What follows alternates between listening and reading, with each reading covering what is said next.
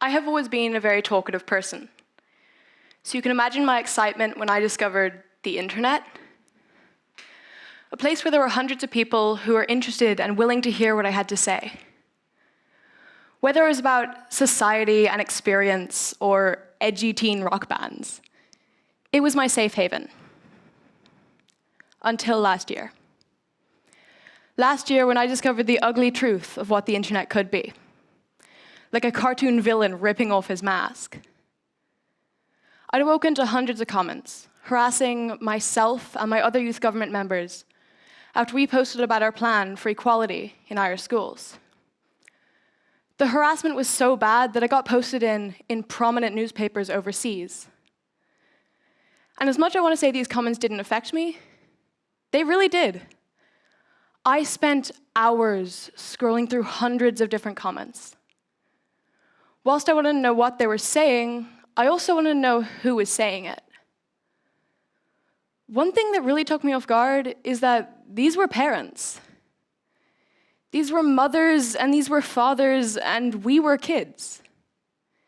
It made me think, would these commenters be able to look me in the eye and say any of those things they commented?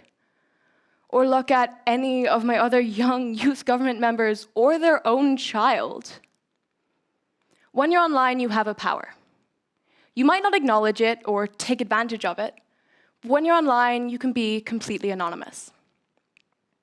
With this anonymity comes the ability to be completely honest.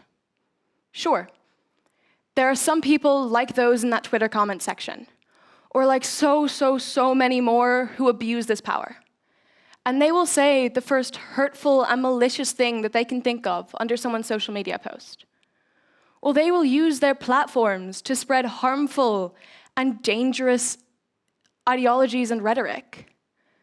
But I don't want to boil down the internet to just the negatives, because the internet can be a really beautiful place. There are online forums and chat rooms and communities where people can say things they've never been able to say before. And through this, be able to accept and embrace themselves. There are so many reasons why people might feel anxious and will have conversations online as opposed to talking to the friends and the family and the people they love.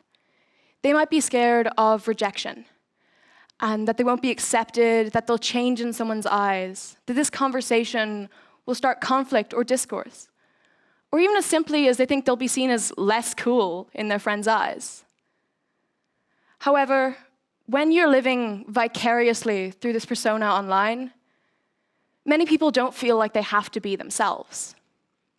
They may be honest, they may share secrets and have conversations that they wouldn't have with their friends and their family. But if no one knows who you are, people will think, why must I show my whole self?